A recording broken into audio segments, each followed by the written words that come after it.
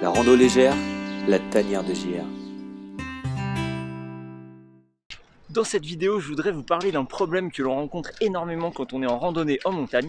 C'est le papier toilette que l'on voit très souvent, un petit peu partout. Alors, par exemple, je vous montre ici au bivouac, c'était pendant ma grande traversée des Alpes, c'était au col de Bonnette.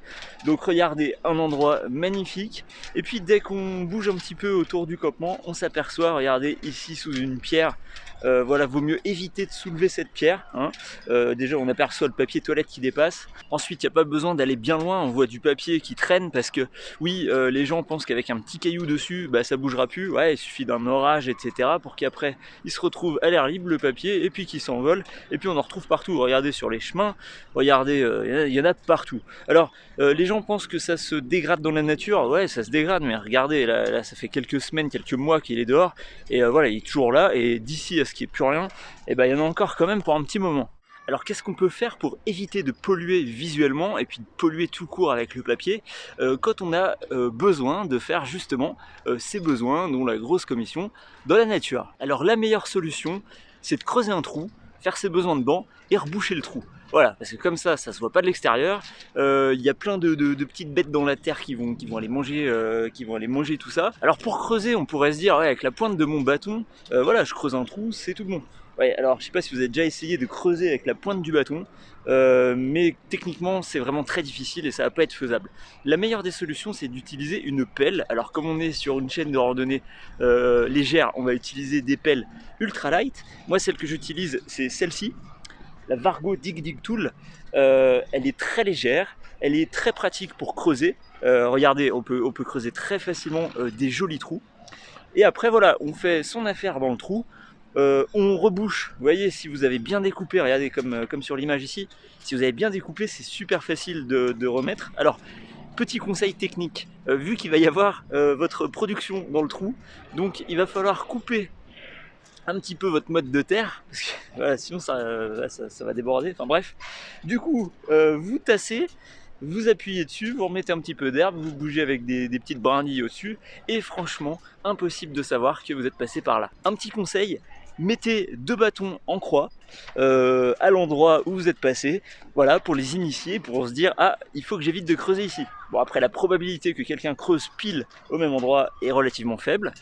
Et puis voilà, déjà au moins ça fait pas de pollution visuelle. Bon, alors après il reste le problème du papier. Qu'est-ce qu'on fait de son papier? Est-ce qu'on le met dans le trou et qu'on rebouche? Ça se voit plus, il n'y a plus rien.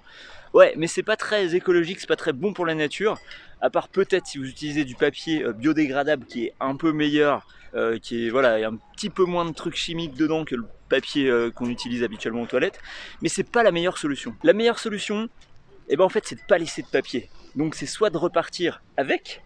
Il y en a qui le brûlent, c'est pas forcément une bonne solution non plus, parce que selon l'endroit où vous allez brûler votre papier, ça peut faire partir un incendie.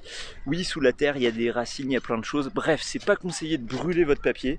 Non, ce qui est vraiment conseillé, c'est de repartir avec, ou alors de ne pas en utiliser. Oui, vous m'avez très bien entendu, ne pas utiliser de papier. En plus, ça vous évite d'en transporter, ça vous évite d'avoir à vous réapprovisionner et c'est beaucoup plus écologique. Alors vous savez qu'il y a une grande partie de la population mondiale qui n'utilise pas de papier hygiénique et qui utilise de l'eau.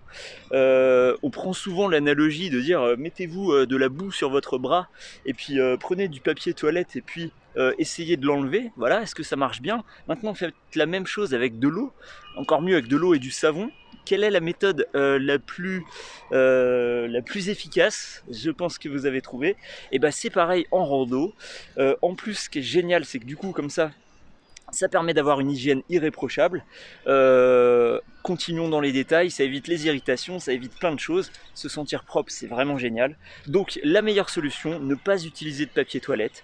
Alors comment faire? Et ben comme tous les gens dans le monde qui n'en utilisent pas. Donc ici, on est dans la nature, on va s'accroupir au-dessus de notre trou. Et ensuite, parlons technique. L'idéal, c'est d'avoir une petite bouteille d'eau à proximité, un petit morceau de savon de Marseille pourquoi pas, et puis allez-y, hein, vous utilisez la même main pour le savon et puis pour vous nettoyer, et puis avec l'eau, vous faites couler de l'eau, et puis voilà, vous séchez avec une microfibre, vous séchez en courant dans l'herbe. Pardon. Bref, c'est la meilleure solution.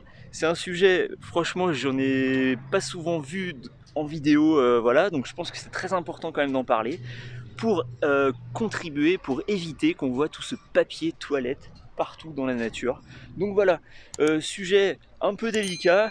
Dites-moi dans les commentaires ce que vous en pensez, vous, quelle est la méthode que vous utilisez, quels sont vos conseils pour que tous ensemble on contribue à avoir une nature préservée de tous ces déchets visuels. Allez, je vous dis à très bientôt pour une prochaine vidéo.